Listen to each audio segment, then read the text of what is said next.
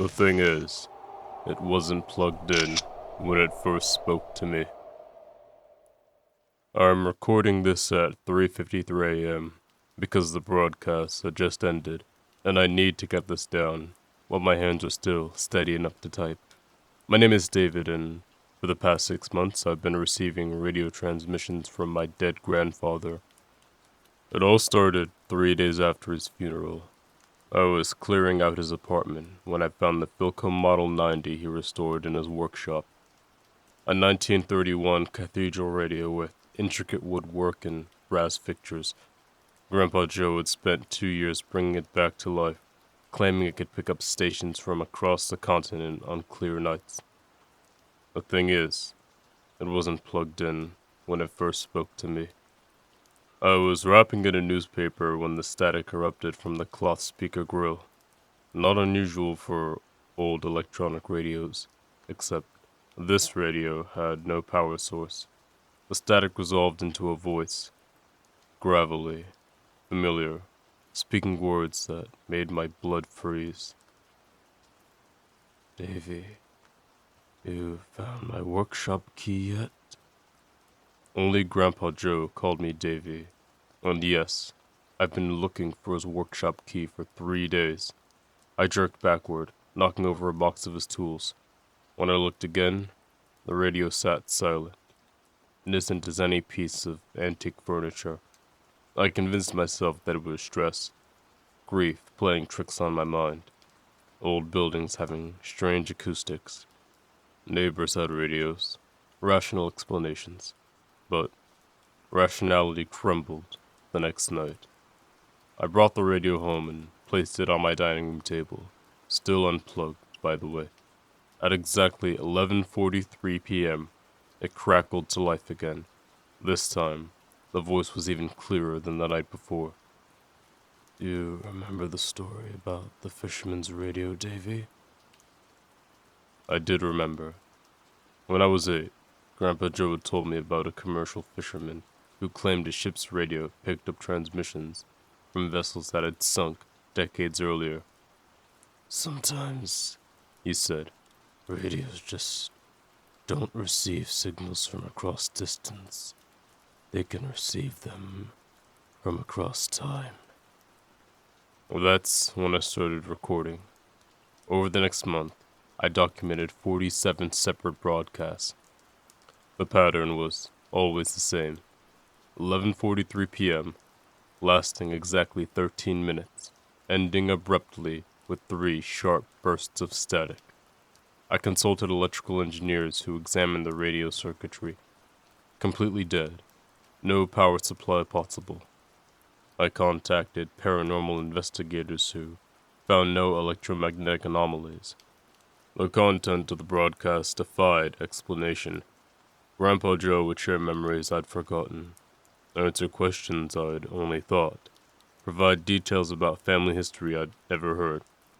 But gradually, the transmissions began revealing something darker. "The frequency's getting stronger, Davy. They're noticing me now." "They?" I asked aloud during one of the broadcasts, feeling foolish for talking to an unplugged radio. The static shifted, almost like breathing. "The others who are caught in the signal, we're all here, in the space between stations. But something's been hunting us, moving through the frequencies."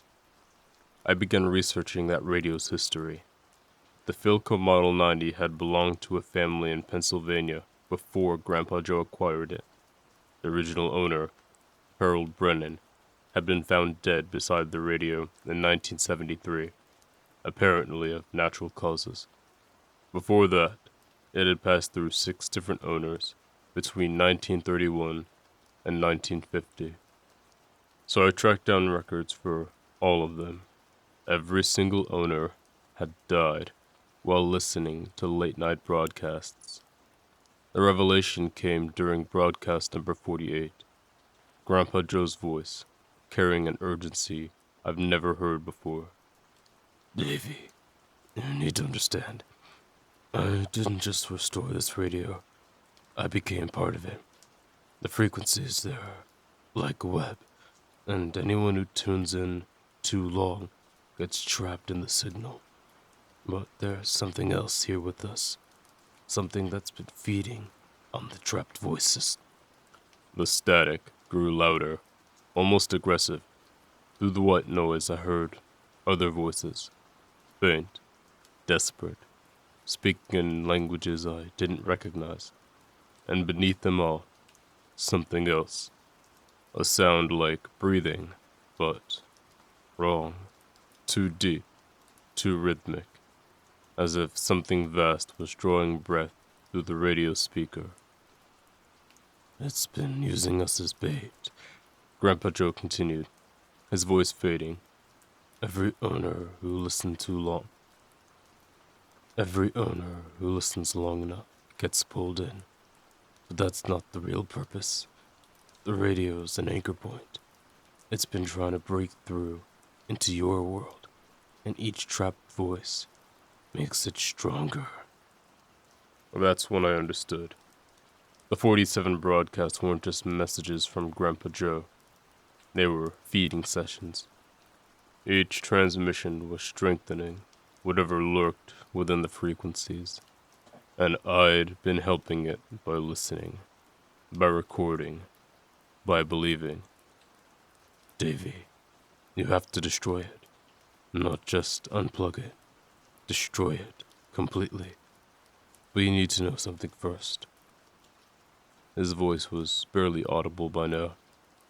I chose to stay in here. When I realized what that radio actually was, I could have stopped listening. But I knew, someday, you'd inherit it. And I couldn't let that thing take you too. I've been fighting it from the inside. I've been fighting it from inside the signal, keeping it weak, but I can't hold it much longer. The breathing sound grew louder, more insistent. Through the static, I heard Grandpa Joe one last time. Break the radio tonight, or it breaks into your world tomorrow. I'm writing this at 3:53 a.m. because I destroyed the radio 15 minutes ago. I took a sledgehammer to the beautiful woodwork, scattered the vacuum tubes, reduced it to splinters and shards. But here's what terrifies me.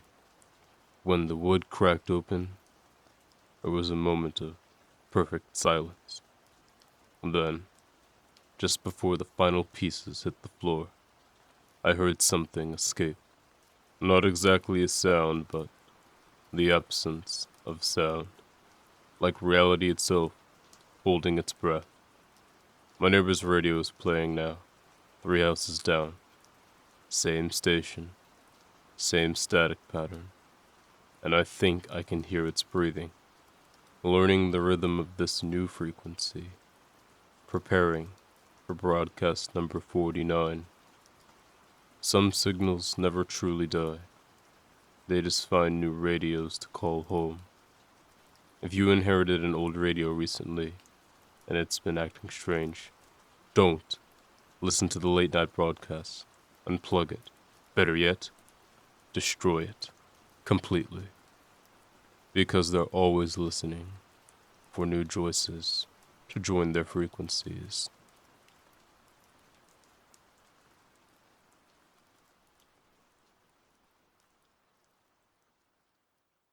Thank you for staying until the end of the show. I appreciate you giving me some of your time, and I look forward to seeing you again. If you can tell me what you enjoyed about today's episode, that will help me so I can know what things to give you more of. This story was sent to me from a friend at work who thinks I should have been making this kind of content for years, and is glad to see me finally doing it because they think my voice is perfect for these types of videos. And if you have a story you'd like to recommend to me, you can reach out to me via Reddit, Discord, or email. All of those methods of communication will be placed in the description down below for your convenience. Again, if you enjoyed today's episode, tune in for the next story or just go back and watch the last one. But, until then, I hope you watch the shadows that lurk just beyond your sight.